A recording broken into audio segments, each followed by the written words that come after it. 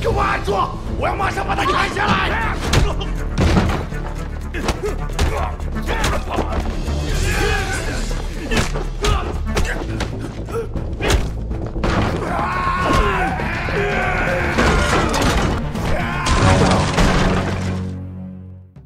！Halo, apa kabar semua? Semoga kalian sehat. Kali ini saya akan menceritakan film terbaru berjudul Striking Rescue yang pemeran utamanya adalah si Ong Bak. Bercerita tentang ahli bela diri yang membantai para gangster karena telah menghabisi keluarganya. Oke, tanpa berlama-lama kita gaskan saja ke ceritanya.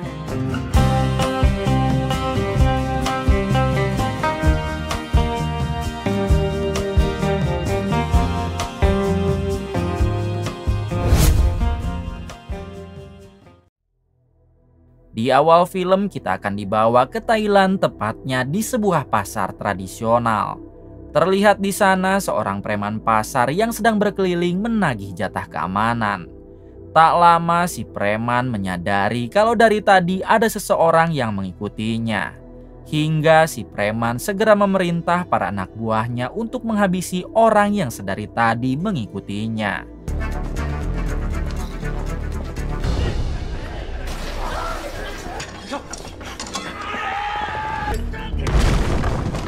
Dengan mudahnya orang tersebut dapat meratakan para anak buah si preman yang ada di luar lalu masuk ke dalam. Ternyata orang itu adalah si Ong Bak atau di film ini bernama Anbi. Kemudian Anbi melawan lagi para anak buah si preman yang ada di dalam dan inilah aksinya.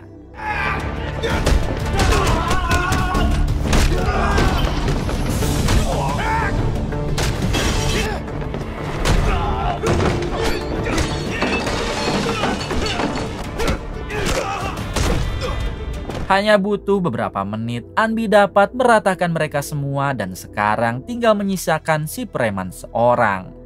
Dengan penuh amarah, Anbi bertanya kenapa si preman menghabisi anak beserta istrinya. Si preman menjawab kalau ia hanya diperintah oleh seseorang bernama Ying Hao yang merupakan pemilik perusahaan logistik. Lantas Anbi kembali bertanya di manakah ia bisa menemukan Ying Hao. Si preman menjawab kalau setiap hari Ying Hao dan tangan kanannya selalu menjemput putrinya di sekolahan dengan memakai mobil berplat nomor JAT 6677. Setelah mengetahui itu semua, Anbi langsung menghabisi si preman pasar tersebut.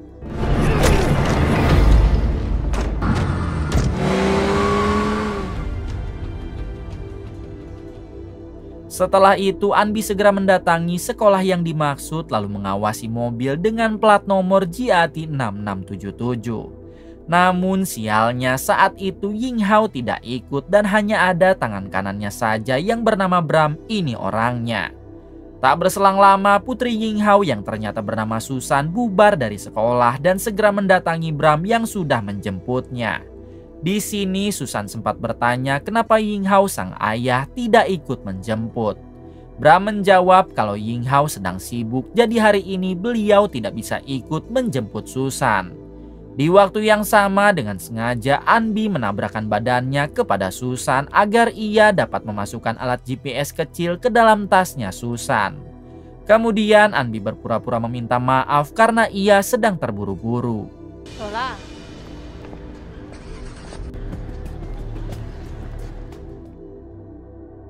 1 jam kemudian memperlihatkan Susan yang sedang makan siang bersama dengan Ying Hao sang ayah.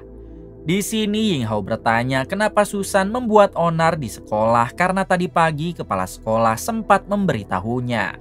Susan menjawab jika teman-temannya lah yang membuli Susan duluan sehingga mau tidak mau Susan harus melawan mereka semua. Akan tetapi Ying Hao tetap tidak membenarkan Susan karena seharusnya Susan jangan bersikap kasar.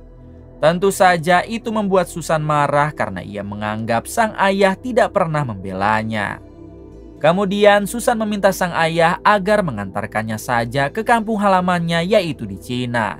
Lebih baik Susan tinggal di sana bersama dengan neneknya agar ia juga dapat berziarah ke kuburan mendiang sang ibu setiap saat. Ying Hao yang emosi akhirnya ia pun akan mengantarkan Susan ke Cina besok pagi.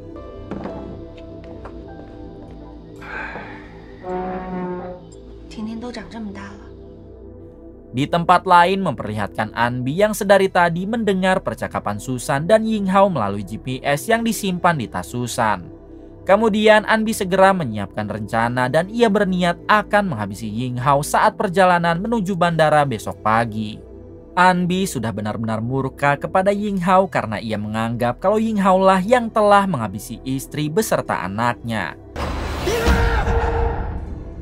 Adegan berpindah kepada tangan kanan bos mafia terbesar di Thailand yang bernama Samsul. Terlihat saat ini Samsul sedang dihubungi oleh si bos mafia yang memintanya untuk menyelundupkan barang haram mereka kepada perusahaan logistik yang dimiliki Yinghao. Semua itu si bos mafia lakukan supaya mereka dapat mengirim barang haramnya kemanapun tanpa ketahuan oleh polisi. Namun sudah jelas Yinghao pasti tidak mau bekerja sama dengan mereka hingga si bos mafia memerintah Samsul agar menculik putri Yinghao.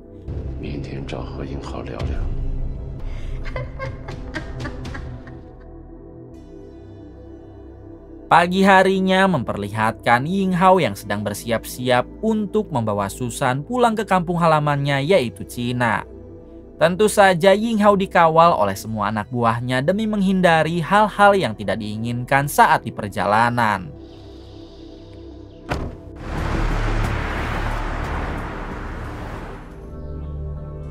Di balik itu Anbi sendiri kini sudah berada di suatu tempat sambil terus mengawasi GPS yang disimpan di tas Susan.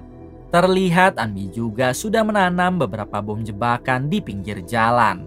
Dan ia akan meledakkan bom tersebut saat iring-iringan mobil Yinghao melintas. Sialnya belum juga sampai ke titik jebakan bom yang ditanam Anbi, iring-iringan mobil Yinghao harus terhenti karena jalannya terhalang oleh dua mobil yang mengalami kecelakaan. Ternyata kedua mobil itu adalah Samsul si tangan kanan bos mafia dan para anak buahnya yang berniat menculik Susan hingga inilah yang terjadi.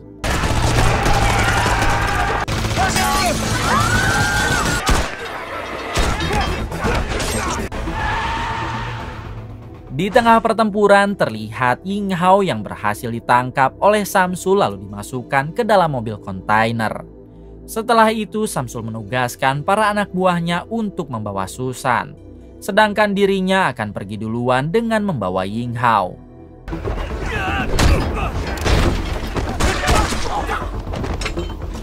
Anbi yang mendengar suara tembakan di lokasi Yinghao, ia pun segera mendatanginya untuk melihat apa yang terjadi. Di waktu yang sama, Bram tangan kanan Yinghao mencoba mengejar Yinghao yang dimasukkan ke dalam mobil kontainer. Akan tetapi Bram harus kalah berduel dengan wanita ajudan Samsul.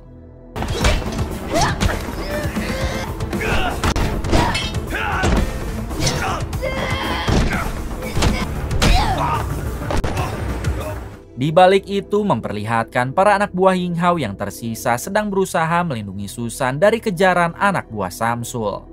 Hingga tiba-tiba datanglah Anbi yang menabrak sebagian anak buah Samsul. Di sini Anbi melihat Susan tengah dikejar oleh anak buah Samsul yang tersisa. Sebenarnya Anbi tidak berniat menolong Susan mengingat ia adalah anak dari pembunuh keluarganya. Namun karena Anbi mempunyai hati bersih, ia pun menjadi tidak tega dan langsung menyelamatkan Susan.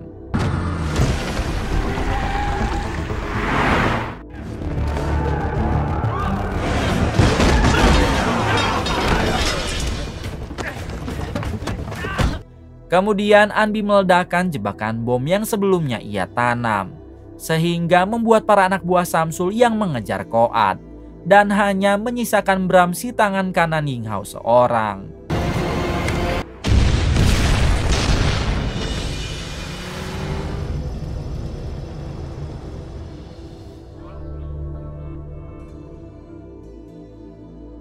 Adegan berpindah kepada bos mafia yang menjadi bosnya Samsul. Terlihat saat ini ia sedang menyiksa satu keluarga yang dianggap telah mengusik bisnis barang haramnya.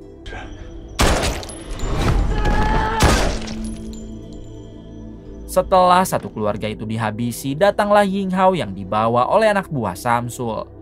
Di sini si bos mafia menjelaskan kalau ia mempunyai pabrik kain, namun itu semua hanyalah kedok karena yang sesungguhnya adalah pabrik barang haram. Si bos mafia ingin Ying Hao menandatangani surat bekerja sama dengan pabriknya. Mengingat perusahaan logistik Ying Hao adalah satu-satunya perusahaan yang bebas dari pemeriksaan saat pengiriman. Mendengar hal tersebut, jelas Ying Hao menolak dan ia lebih baik mati daripada harus bekerja sama dengan bos mafia.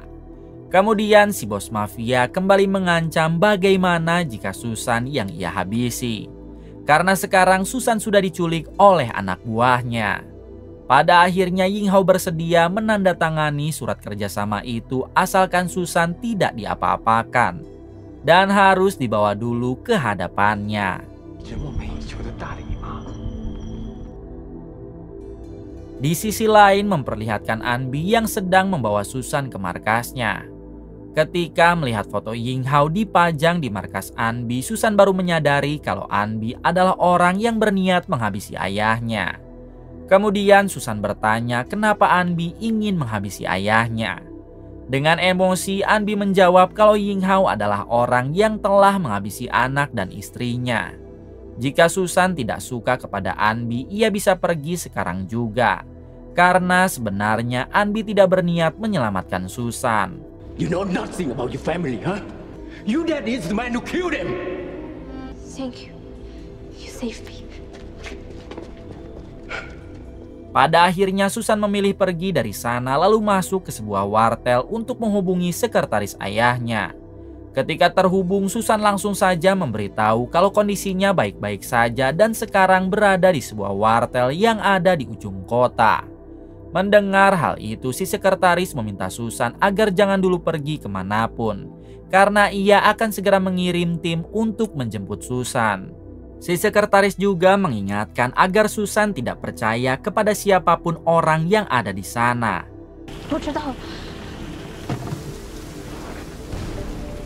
Tak berselang lama, Susan melihat ada satu mobil polisi yang melintas. Dengan cepat Susan menghentikan mobil polisi itu dengan tujuan meminta pertolongan.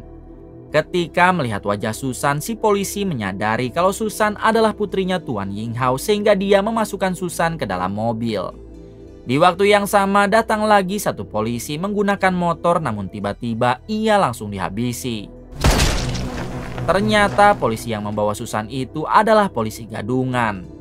Kemudian si polisi itu menodong Susan sambil berkata kalau Susan jangan pernah mencoba kabur darinya.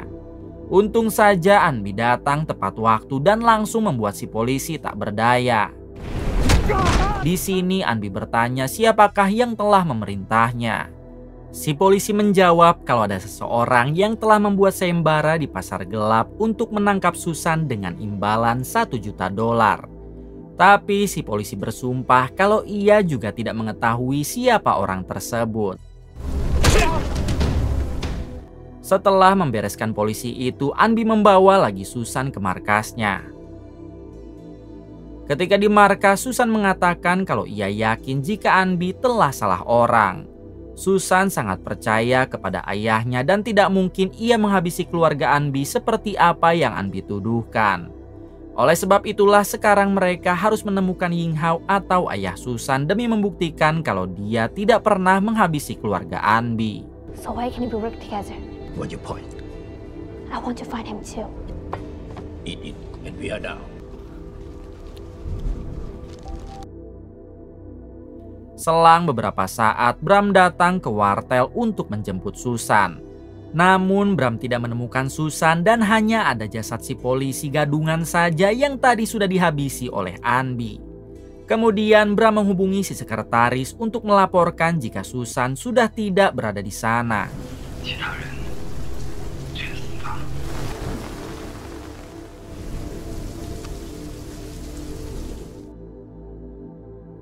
Hari berikutnya terlihat Anbi dan Susan yang sedang di perjalanan menuju ke suatu tempat. Di sini Susan mengatakan kalau kemarin sebelum berangkat ia sempat mendengar ayahnya yang mengobrol dengan si sekretaris. Si sekretaris itu meminta Ying Hao agar selalu berhati-hati karena sekarang pria bernama Alex telah keluar dari penjara. Diberitahu kalau Alex itu adalah mantan karyawan Ying Hao di perusahaan logistik. Namun 2 tahun lalu Ying Hao pernah memecatnya, bahkan sampai memenjarakan Alex sebab ketahuan menyelundupkan barang haram di perusahaan logistiknya. Artinya untuk menemukan di mana Ying Hao sekarang, mereka harus menemukan Alex karena Susan yakin jika penculik ayahnya pasti ada hubungannya dengan Alex. Selanjutnya Susan mengarahkan Anbi ke salah satu pabrik logistiknya, yang mana di pabrik itulah tempat dulu Alex bekerja.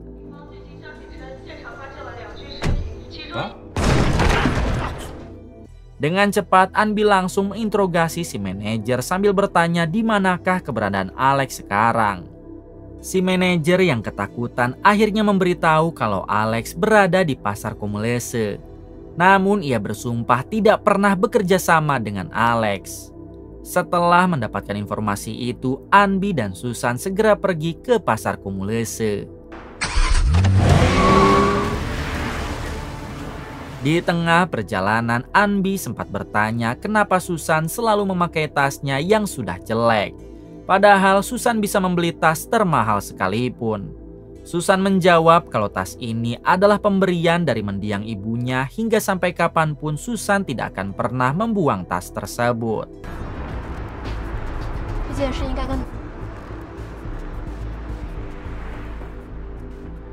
Tak lama Susan dan Anbi sampai di pasar Komulese, yang mana itu adalah tempat Alex berada. Agar tidak dicurigai dan bisa masuk ke dalam, Susan meminta Anbi menunggu di mobil, sedangkan dirinya akan masuk sendiri ke dalam. Nantinya Susan akan memberi kode jika sampai terjadi sesuatu kepada dirinya.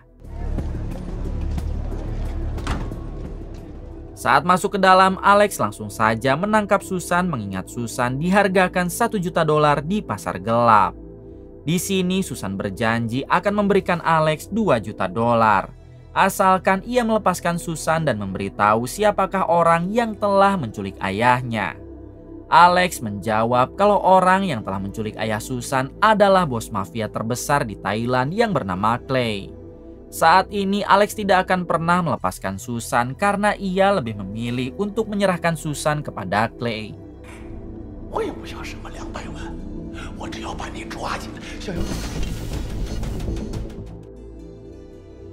Di waktu yang sama, Bram mendapat informasi keberadaan Susan yang kini berada di pasar Komulese.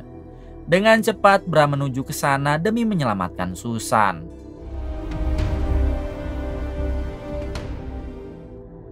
Kembali pada Susan yang mencoba memberontak untuk bisa keluar dari sana. Sayangnya Susan malah ditangkap dan hendak diikat oleh Alex, namun tiba-tiba Anbi datang dan langsung membrutal.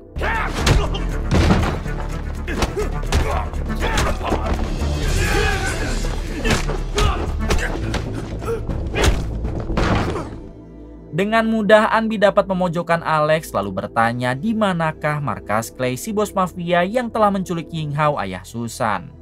Akhirnya Alex memberitahu kalau Clay berada di pabrik pembuatan barang haram yang ada di tengah kota. Kemudian Anbi dan Susan mencoba keluar dari sana, namun tentunya itu tidak mudah karena Anbi harus menghadapi anak buah Alex yang ada di sana.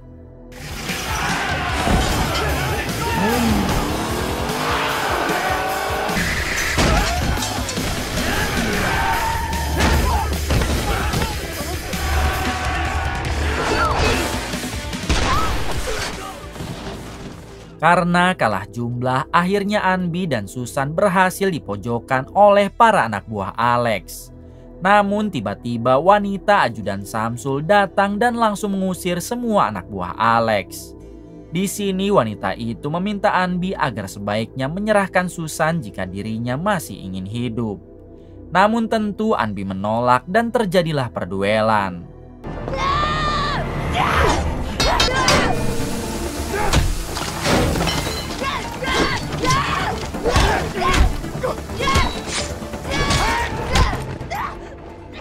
Pada akhirnya Anbi dapat mengalahkan si wanita dengan cara ini.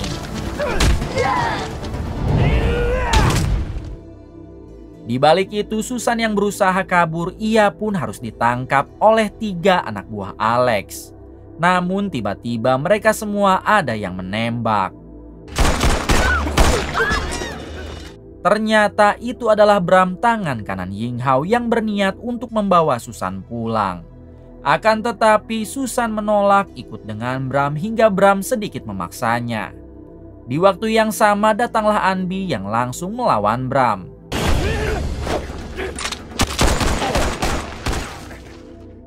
Terlihat Bram yang kewalahan dan hampir dibuat tewas oleh Anbi. Namun Susan menghentikan Anbi karena Bram bukanlah orang jahat. Kemudian Anbi segera membawa Susan pergi dari sana. Let's go! Setelah Anbi beserta Susan pergi, rupanya wanita ajudan Samsul masih selamat dan ia marah besar kepada Anbi karena telah membuat tubuhnya luka parah.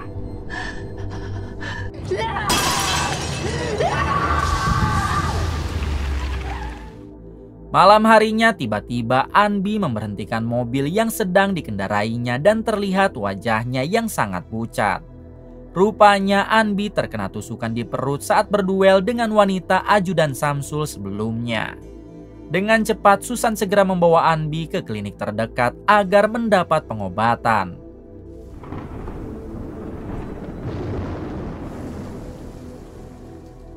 Selesai diobati, Susan bertanya kepada dokter tentang lokasi hotel yang tidak jauh dari tempat ini. Dengan senang hati, si dokter pun menunjukkan lokasi hotel itu. Hingga Susan langsung membawa Anbi untuk beristirahat sejenak di hotel tersebut.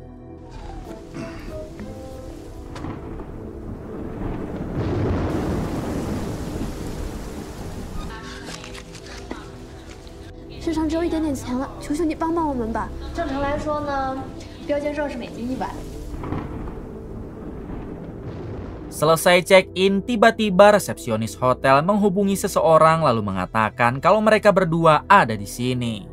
Sedangkan Anbi yang baru masuk ke dalam kamar, ia pun langsung terlelap tidur karena sudah sangat kelelahan.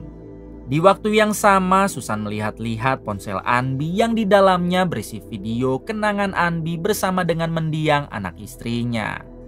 Hal tersebut membuat Susan semakin yakin kalau Anbi ini adalah orang baik yang sedang mencari keadilan. 3 jam kemudian ketika Susan sudah tertidur, datanglah sekelompok orang yang tadi dihubungi oleh si resepsionis. Rupanya kelompok itu adalah gangster yang hendak menangkap Susan untuk diserahkan kepada Clay, si bos mafia, demi mendapat hadiah $1 juta. Hingga ketika seseorang dari mereka membuka pintu kamar, tiba-tiba ternyata Anbi sudah pulih dari lukanya karena ia cukup beristirahat 2 jam untuk memulihkan kondisinya. Kemudian dengan beringasnya, Anbi langsung menghajar satu persatu kelompok gangster tersebut. Go get him!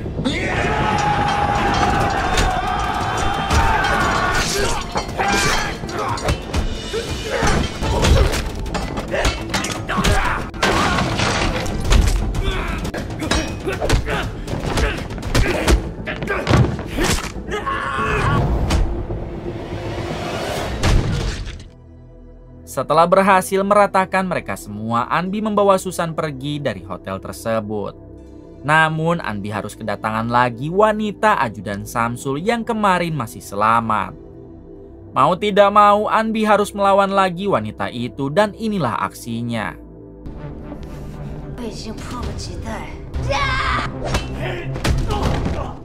Anbi yang sudah kehabisan tenaga, ia pun hampir dibuat koat oleh si wanita, namun tiba-tiba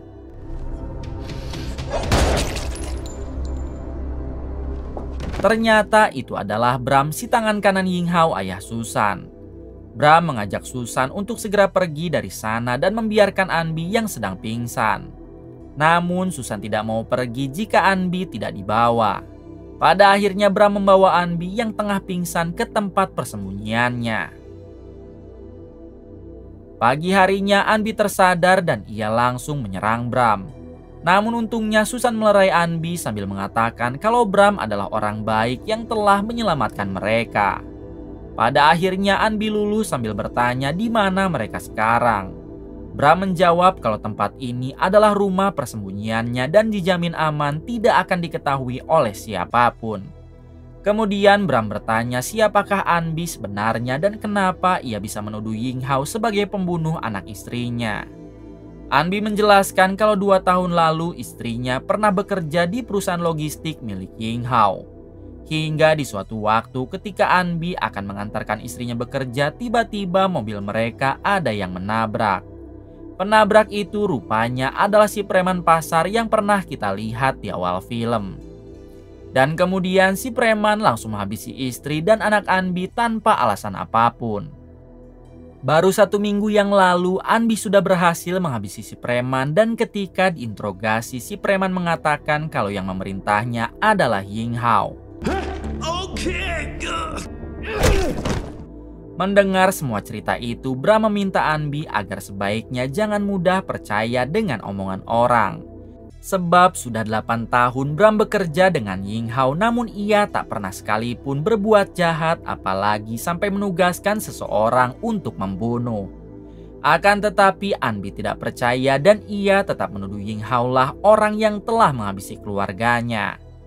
Tak ada pilihan lain, akhirnya Bram membuat Anbi pingsan daripada mereka harus terus berdebat kusir.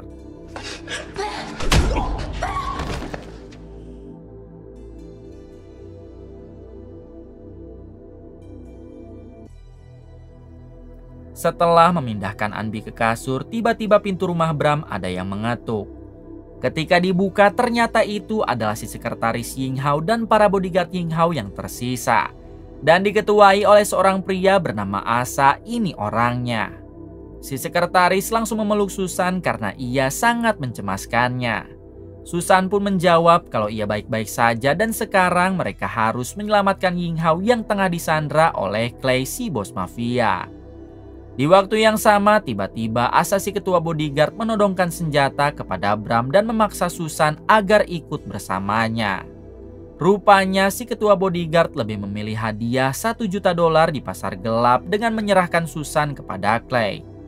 Pada akhirnya Bram tidak bisa berbuat apa-apa, hingga Susan dan si sekretaris pun dibawa oleh para anak buah Asa. Kemudian Asa meminta para anak buahnya agar pergi duluan ke markas Clay. Sedangkan dirinya akan menghabisi dulu Bram.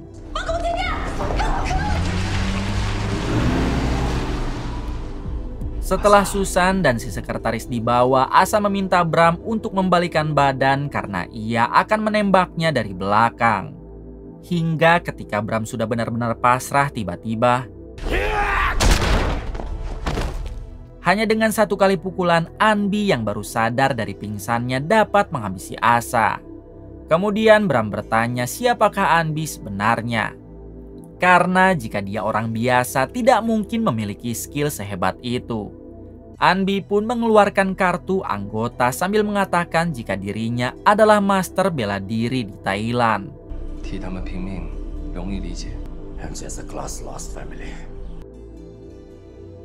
Adegan berpindah kepada Clay dan Samsul tangan kanannya yang kini sedang menunggu kedatangan Susan. Tak berselang lama, para anak buah Asa yang tadi datang sambil membawa Susan beserta si sekretaris. Dengan cepat Clay meminta Ying Hao untuk menandatangani perjanjiannya karena jika tidak Susan akan dihabisi. Daripada putrinya harus menjadi korban, alhasil Ying Hao mau menyetujui perjanjian tersebut. Dengan perasaan gembira, Clay naik ke atas meja karena mulai sekarang ia dapat mengirim barang haramnya kemanapun tanpa akan diperiksa oleh polisi. Dengan memanfaatkan pengiriman perusahaan logistik dari Ying Hao. Namun tanpa disangka, tiba-tiba Samsul menghabisi Clay dengan pisaunya. Kemudian Samsul duduk di kursi Clay sambil berkata jika sekarang dirinya lah bos mafia yang sesungguhnya. Di waktu yang sama datanglah 1 mobil yang menerobos masuk ke markas Samsul.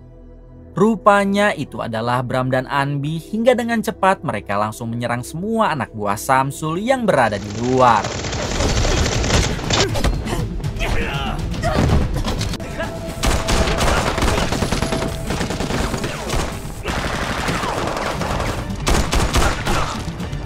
Di tengah pertempuran, Bram meminta Anbi agar masuk ke dalam, sementara dirinya akan menghandle para penjaga di luar. Ketika masuk ke dalam, Anbi sudah ditunggu oleh Samsul dan beberapa anak buahnya sambil menyandra Yinghao dan Susan. Kemudian Samsul melemparkan senjata kepada Anbi dan memerintahnya agar menembak Yinghao karena ia tahu jika Anbi sangat dendam kepada Yinghao. Mendengar hal tersebut, Anbi malah merasa aneh dari mana Samsul bisa tahu tentang dendamnya kepada Yinghao. Karena Anbi sendiri tidak pernah memberitahu siapapun selain Susan dan Bram. Pada akhirnya Anbi lebih memilih untuk melawan Samsul beserta para anak buahnya. Hanya dengan hitungan detik, Anbi dapat meratakan semua anak buah Samsul yang ada di dalam. Dan kini menyisakan Samsul seorang. Kemudian Samsul menantang Anbi agar berduel dengannya dan sudah jelas Anbi pasti menerima tantangan tersebut.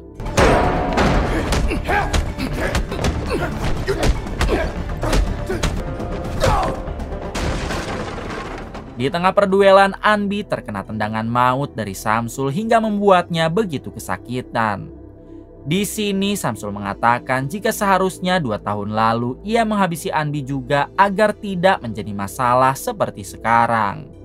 Sambil tertawa, Samsul lanjut mengatakan kalau orang yang memerintasi preman pasar untuk menghabisi keluarga Anbi adalah Samsul, bukanlah Yinghao. Hal tersebut dikarenakan istri Anbi telah memergoki Alex, anak buah Samsul yang kala itu hendak menyelundupkan barang haram ke perusahaan logistik milik Yinghao. Mendengar itu semua, jelas Anbi menjadi murka lalu mengeluarkan seluruh kemampuannya untuk menghabisi Samsul.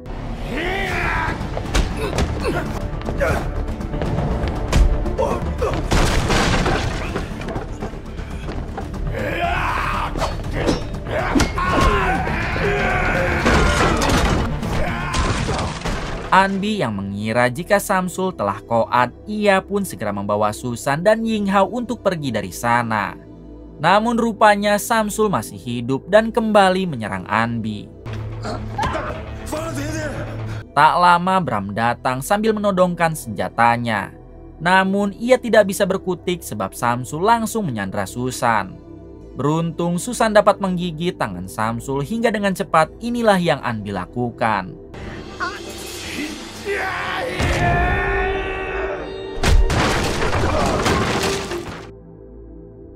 Pada akhirnya Samsul dapat benar-benar Anbi habisi dengan menggunakan tendangan mautnya.